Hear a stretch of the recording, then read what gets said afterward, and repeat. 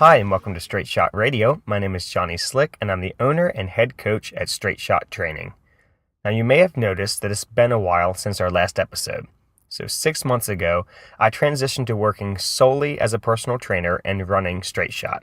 So I'm training 10 to 14 clients a day and teaching classes while working 6 days a week at 2 different gyms. And I also taught in the spring semester at the local community college, and I continue to program and coach all of the athletes on the Straight Shot Training program online. So while this has been great for my career as a coach, this has left me with little to no time to work on this podcast. I still probably have half a dozen amazing people I've been trying to interview, and all of these people have incredible stories. And I've also received a bunch of topics that I've been asked to cover recently, but honestly, there just isn't enough hours. There aren't enough hours in a day to get all of these episodes out as often as I would like to.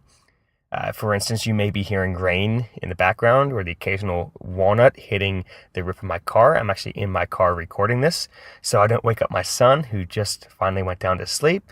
So thank you so much for your support and for listening, and I'm going to continue to do my best to get these episodes out as I'm able to, even if it means more time in this pretty sweet car studio I've got set up. As for today's episode, I'm going to do something a little bit different. I want to tell you all a story about one of the most rewarding experiences I've ever had as a coach.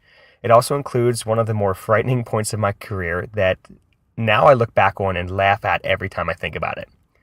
It's one of the many stories I have that make me think about just how strange and awesome of a job I have sometimes as a coach. So, this is the story of Mr. B and the plane.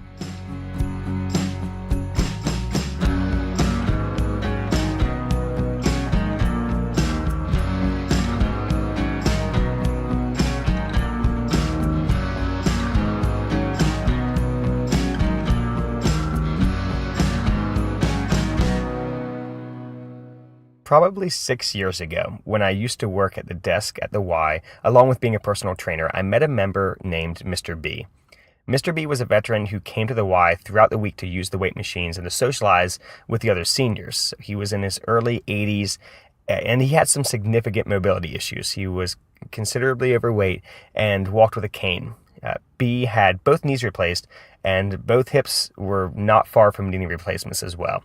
I would talk to B each time he came in, and unlike a lot of other older members, B would listen to any advice I gave him and respected my opinion and my knowledge on exercise, even though I was 1/4 his age. And this was actually tough for me when I first started out as a trainer. So I was fresh out of college. I had an exercise science degree. I'd been certified as a trainer for a few years and was constantly reading, studying, and practicing all things fitness and health. It was strange to me that people would discount my knowledge or expertise just because of my age.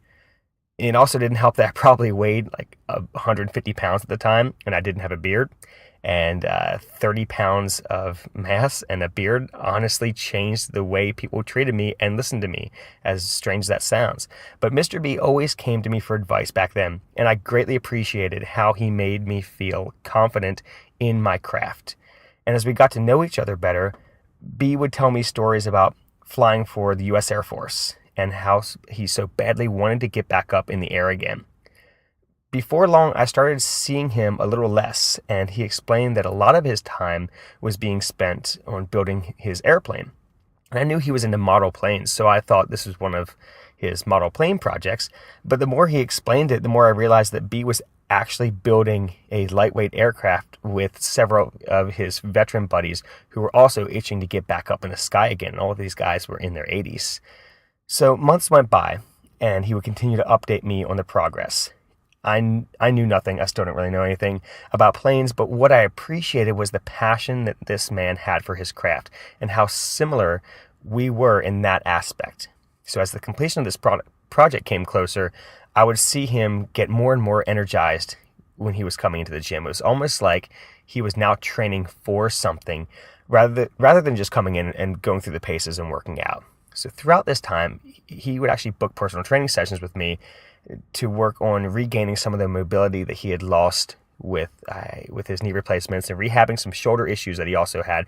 But one day, he asked me to do a session outside of the gym for something a little bit more sports specific. So B explained that Now that his plane was finished and had been inspected, he had to pass a test where he would have to climb a ladder, walk across a small section of a wing attached to the body of the plane, crawl into the cockpit, and seatbelt himself in before he could actually fly that plane and before he could get back up in the air again, which is what he'd been wanting to do for years. B understood the concept of sport-specific conditioning and thought that if I, as a trainer, saw the motor patterns that had to be developed to accomplish this task, I might be able to help him train to do it. So he told me to meet him at the local airport one afternoon after I got off work from the Y, and he would pay me for my consultation time, as he called it. I was super nervous heading over because I knew it would just be the two of us in this airplane hangar, and I had no clue of what this process of getting this larger man with mobility issues into a plane was even going to look like. So it was like a movie when I pulled up. I still have the image like perfect in my head of what this looked like when I pulled up to the front of the hangar bay he said he would be in, and he threw open the door in front of me to reveal a plane that looked like something you could control with a remote from the ground. It was much smaller and more Mad Max than I thought it was going to be. So he walked me around the plane and showed me the pieces that he had previously told me about, which was cool to see how all this came together. Then he grabbed the ladder and propped it up against the wing. And I instantly thought, this is not going to end well. So I held the ladder still while Mr. B climbed up one rung at a time and climbed onto the wing of the plane. The plane creaked and leaned towards us as he stood up straight and looks down at me and goes, "Come on up." So I climbed up after him and stood beside him, looking down into this cockpit with two tiny seats. And I saw that B would have to lift his leg up over the edge of this cockpit and then down into the seat before swinging his other leg up and over and into the seating area. Then he'd need to squat down in the seat and then slide all the way into the seat, then reach back over both shoulders to fasten his belt. Honestly, it looked like it would be a nimble feat for a younger, more healthy person, much less Mr. B in the condition that he was in right now. And I should probably mention at this point, we're standing up on a rickety plane, and I've seen B lose his balance walking across a flat floor in the gym. So I was a little nervous, to say the least. And that nervousness increased as B asked me to spot him to help lower him into this cockpit. So I held onto his arm and helped him climb up over this edge, squat down on the seat, and slide into position before helping him to reach the buckles to buckle himself in. He gets in there, sits in for a second. I'm still standing on the wing of the plane right now. And he goes, "Come on in." So I didn't realize this was part of the session, but I went ahead and jumped into the seat behind him. And he started explaining all of the inner workings of the cockpit, how it compared to the planes that he used to fly years ago in the service. The concerning thing about this explanation, though, was that he was pressing the actual buttons as he was explaining it, and the lights were coming on. And then the engine starts on the plane. At this point, I thought to myself, there is no way this man is going to fly this Fisher-Price plane. Please, Jesus, let this man not fly this plane. I'm not ready to die in a tinfoil aircraft. I'm pretty sure Mr. B could feel the heat rising from the seat behind him. Or maybe he heard me praying or something. And I was breaking out into a nervous sweat. So he cuts off the engine and starts laughing. He goes, "All right, get me out." So I had a decent deadlift for a 150-pound guy back then. This was a little bit more of a challenge, though. So I had to hop out of the cockpit, quietly praise the Lord for answering my prayers, and then proceeded to deadlift this man out of the cockpit to the point of where he could climb the rest of the way out himself. And then we had the walk across the wing back to where the ladder was, which was just as sketchy as the climb up. But I was so happy to not be in the air that I really didn't care. I climbed down first before him, setting both my feet down on the concrete. And concrete feels so comforting when your feet are placed on it, rather than on the floor of a homemade plane that weighs about as much as you do and the pilot combined, and it looks like something, like I said before, out of a Mad Max movie. So I helped Mr. B down from the ladder, and he looked at me and said, "Okay, you know what needs to happen. How can you train me to do it myself?" So I asked him to give me a week to make up a workout for him, and we would work on it together back in the gym the next time I saw him.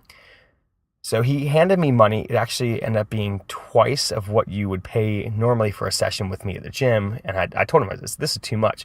And he disagreed. He said that he appreciated me taking the time to come out and help him, and that he would do anything and pay anything to get back up in the sky again. So the next week I had B meet me in the corner of a gym away from where everybody was, all the machines, and I had made this makeshift cockpit out of plyometric boxes, like those wooden boxes. I used aerobic steps. I had some chairs.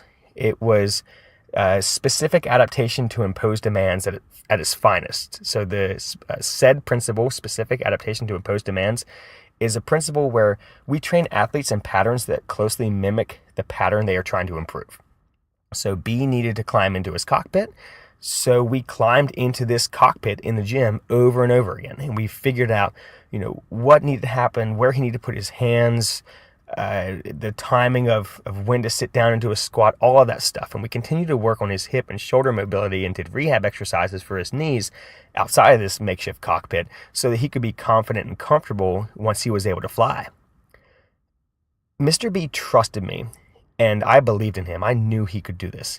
He may not have the mobility, he may not have the strength or the skills required to perform this task right away, but he had what it would take to get there. He had determination, consistency, and patience.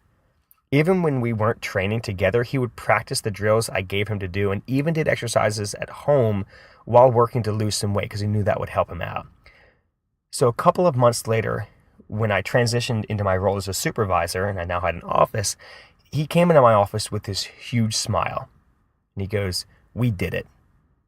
I got into the plane, I passed the test, I'm ready to start flying after a couple more repairs to the plane." I've worked with clients of all fitness levels, and I have witnessed hundreds of personal records, but this moment always stands out to me as a coach.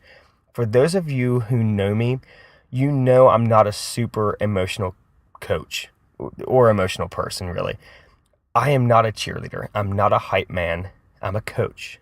This does not mean that I'm not as excited as you are about lifting a new weight or learning a new skill. I just show it differently. Mr. B was the same way. Him and I were a lot alike. When he told me this, I could tell that this man was doing backflips with excitement on the inside, and I knew that he knew that I was doing the same with him, but our celebration looked more like a crisp handshake and a smile. So he thanked me and told me that he couldn't have done this without my help. I told him how small of a role I felt like I had played, and that this would not have happened if he had not trusted the process of training and put in the daily work to make it happen. So I didn't see much of Mr. B that summer. He was spending most of his time up in the air after years of thinking it would never happen again due to his restrictions. That fall, I noticed he still wasn't back in the gym yet, and I figured he was probably still out there flying. One day, my boss came in and told me that Mr. B had passed away, and this was 3 months after he was able to fly again. Now, he passed away from natural causes, but he had kept flying all the way up until he passed. Now, part of me wonders what it would have been like if he had taken off that day out of the hangar with me in the plane.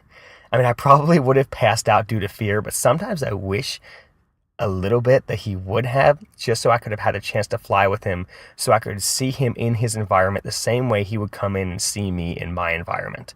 And I think about Mr. B when I see planes take off from the airport now, and it always serves a reminder to me that you can accomplish so much more than people think you can, or even you think you can, if you aren't afraid to ask for help, and if you put in the daily work, you trust the process, and you stay patient. So that's the story of Mr. B and the plane. I thank you so much for listening today. If you could leave me a rating on whatever platform you're currently listening to me on, that would be awesome. And if you were looking for a mobility and prehab program that can help you improve your form in the gym, or maybe help you get in and out of an airplane faster, why don't you check out the Resilient program? It's a short prehab workout, 6 of them that you can do before and after your training, and it'll make a huge difference in the way you move and perform. If it's a comprehensive strength and conditioning program you're looking for, check out a monthly subscription to Straight Shot Training, where girls and guys from all over receive weekly training emails with detailed workouts, demo videos, coaching chats, all for less than you would pay for one personal training session. You can find both of those programs on our website, straightshottraining.com. And be sure to follow us on social media using the handle @StraightShotTraining. Thanks again, and have a great week, everybody.